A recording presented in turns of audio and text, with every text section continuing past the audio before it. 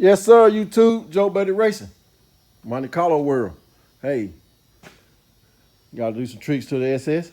We're gonna change some of the top end stuff. We're gonna change the converter and flex plate. Should be done with it this weekend.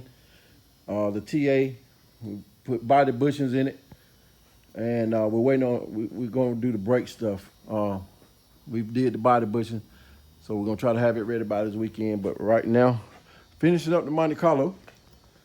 Like I say, we swapped the cams and it needs springs. Well, we had these to start with. They're the wrong kind for the heads we got. So we had to go get the new set of springs. So we got these to put in on it. And we're gonna swap them out. Got the old trusted tool here. I'm gonna tell you how this thing works. Oh, let me say it though. Let me say it. Welcome back, YouTube. Joe Buddy Racing. Today we're gonna be doing barrel spring swap. Head still on the engine still in the car. I'm gonna show you the tools, and it's simple. It's not very hard, but it's time consuming, and you gotta do it right. Do something or go wrong. So I'm just gonna show you what we're gonna do. Like I say, start out with these springs, which are the wrong ones. We have to go out and get the new set of springs, which are the right ones, because it's a Vortec. You got Vortec head, so it had to have the beehives. Springs are rated 625 lift. But there's a tube. It's made to take the spring off when the head is still on the car. And then, so you can get some more light. I'm gonna show you something. YouTube. Light ain't one for it. Well, I ain't gonna say that. It's good. I just gotta keep it charged. I may have left it on. I'm not sure. Anyway, so this here, this goes. That's how it works. See that too? Man, I really need light. Hold on one second. I'm gonna get some light here. I'm gonna get some light. So I'm gonna just I'll let you look at that for a second. Oh, that spring's big right there. Be right back.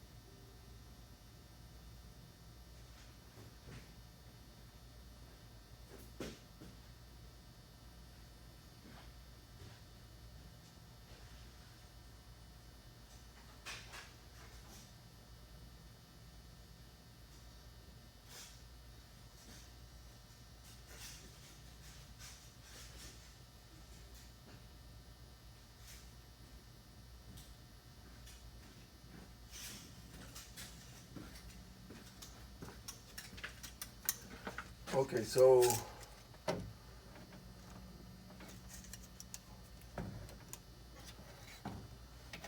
don't trust it here. Nobody else won't work. Trust it'll work. May have a problem hanging up here, but he's work. Okay, so I'm back, YouTube. Sorry for the inconvenience. Okay, this is a tube. This tube is designed. It's designed to take the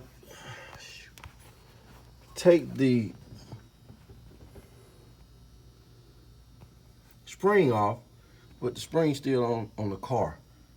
So this tube, you tighten it down on the rocker stud. Then it presses on the spring so you can get the lock off the valve so you can change the spring. But don't let me miss it. I don't say I went on YouTube, Joe Buddy showed me wrong. But this is a compression tube hose that screws into the spark plug right here. Where is it? See? Screws into the spark plug hole. Then you put compressed air. Then you put the compressed air. This is what holds the valves in the cylinder while you change the spring. You get it? So once you put the air in there, you put compressed air in the cylinder, and it holds the valve against the head. Now, if this engine had burnt valves, bent valves, or bad rings, the compression would leak by and the valve would slightly move down. But I don't think this engine got none of this. But that's how you do it. This hose screws into the spark plug, connects to the compressed air. Gotta have a good compressor. To the compressed air. This tube, press it down on the spring, able you to get the lock out. So let's see, can we do one? I'll do that one right there. I'll do that one, just to show you how to get it off. I know somebody already shown you this, but this is how you get the valve spring off while it's in the car. So hold on 1 second.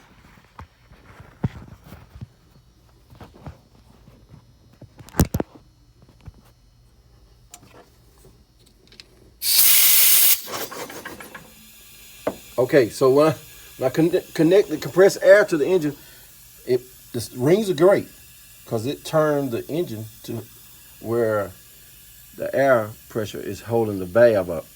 So then you take that tube, you see, look at it. I got compressed air to that hose. I got the tube there. Put your hand on it. And it presses it down. Notice the valve stays up and the locks. Notice how the locks show themselves. And I take, what I do with it? Well, normally you need a magnet. There it is. I've been using Snap-on screwdriver. It's got a magnet on the end. Take this magnet. Magnet takes the locks out. Take the tube, release the spring.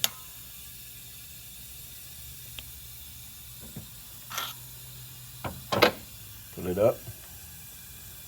I spin mine around, I don't take it all the way off. Then I take the spring off. All right, so here's the thing. The new spring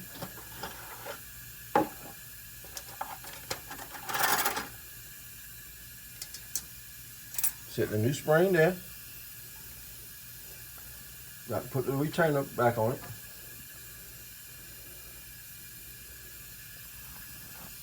Take the tube, spin it back around.